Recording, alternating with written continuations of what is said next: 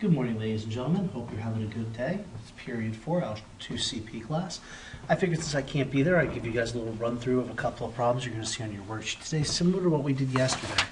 We're going to be adding and subtracting and solving rational functions. I figured I'd start off with a simple one for your POD. If you haven't already completed the POD, please pause this video now so you have time to work on it before I go through it. Okay, I'm going to assume that you've now unpaused the video and you're working through it. Let's go ahead and start. In order to solve this, I need to isolate x. To do that most easily, I'm going to go ahead and multiply both sides by my complex denominator of x minus 4. This will get my variables into a more reachable position.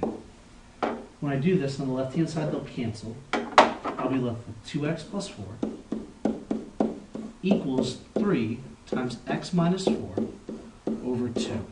Please remember that when we multiply by x minus 4, we're only multiplying the numerators, right? This is actually its own fraction with a denominator of 1, and you're multiplying across. To continue simplifying, I'm going to go ahead and distribute on the right-hand side, and I'm going to also multiply by 2.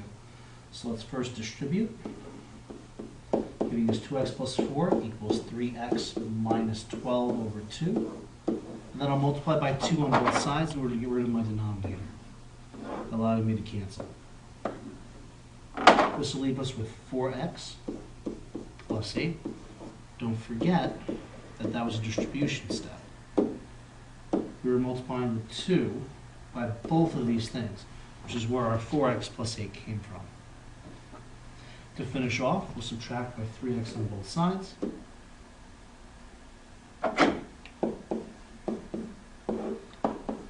I always like to deal with the smallest variable first, keep everything positive. And then we'll subtract by 8. Alrighty, let's continue. Shh, if you're already talking, hush. We want to finish this up quickly. I want to give you guys plenty of time to work on your worksheet. So here I need to find a common denominator, okay? You'll notice here, hopefully, that you've got an x and an x plus 2. And those are the things I need to have in both of my denominators. So in order to make this work, I'm going to multiply my left-hand term by x plus 2 over x plus 2. On the right-hand side, I'll multiply by x. When I do this, we'll get 15 times x plus 2 will give me 15x plus 30 over x times x plus 2. On the right-hand side, I'll get 9x squared minus 6x when I distribute out that x. All over that same denominator. Please remember, we can't simplify anything yet. We want to first add everything up. So if we do that, what we'll be left with will be 9x squared. Our 15x and our negative 6x will combine to 9x. Our 30 will stay on the outside. On the bottom, we'll be left with x times x plus 2. This will all equal to 5.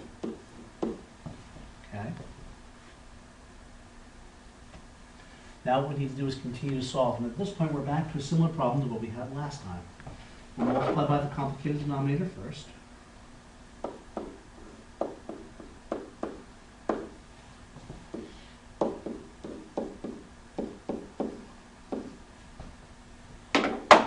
That'll leave us with x times x plus 2, all times 9, x squared plus 9x plus 30 equals 5x times x plus 2. Now we're left with an interesting task here. We need to go ahead and simplify this as much as possible and solve. So let's see if we can't start factoring some stuff out. First, I notice that a 3 can come out of 9x squared plus 9x plus 30. So let's start there. That'll come out to the front.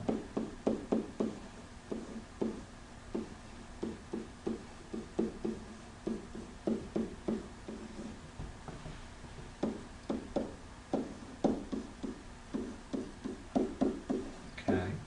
Next thing we'll notice is we want to divide everything by x and x plus 2. If we do that, we'll be able to cancel this and this out with this and this. So let's do that next. Divide by x times x plus 2. Canceling there. Divide the whole thing by x times x plus 2.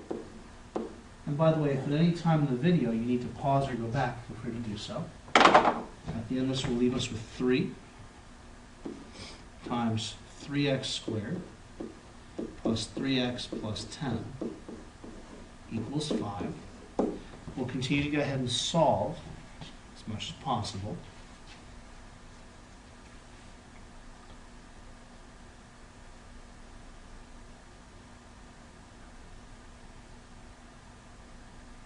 In order to solve this one, what we'll need to do is first divide by 3.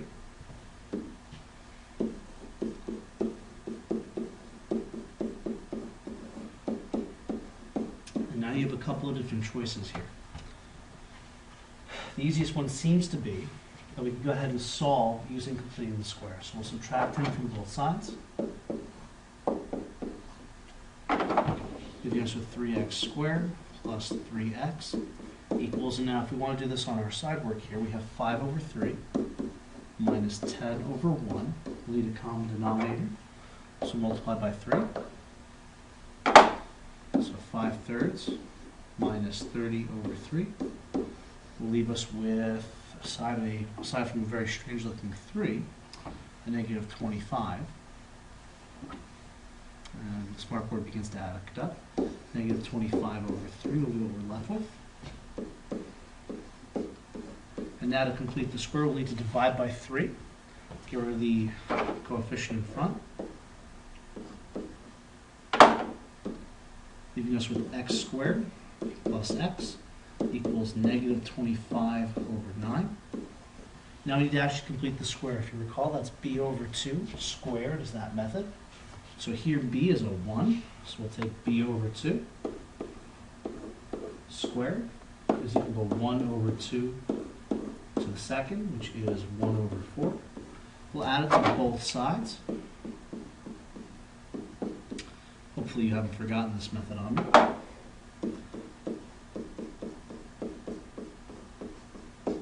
Again, we'll use our side work here, so negative 25 over 9 plus 1 over 4. Our common denominator is 36. So multiply both sides in order to get that common denominator, leaving us with a negative 100 over 36 plus 9 over 36, which will give us negative 91 over 36. If you remember, this whole point of the method is now it's very easy to factor. We take whatever b over 2 was, and that's what we add to x. So in this case, 1/2.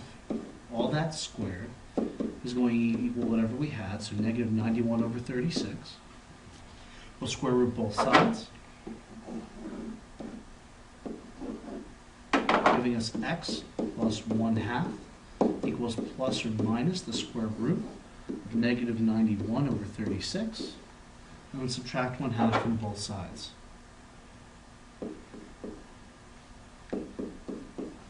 Giving our x's as negative 1/2 plus or minus the square root of negative 91 over 36. As you can see, these are pretty fun problems. Again, feel free to wind back the video at any time. I guess I'll see you guys tomorrow. Good luck on your worksheets.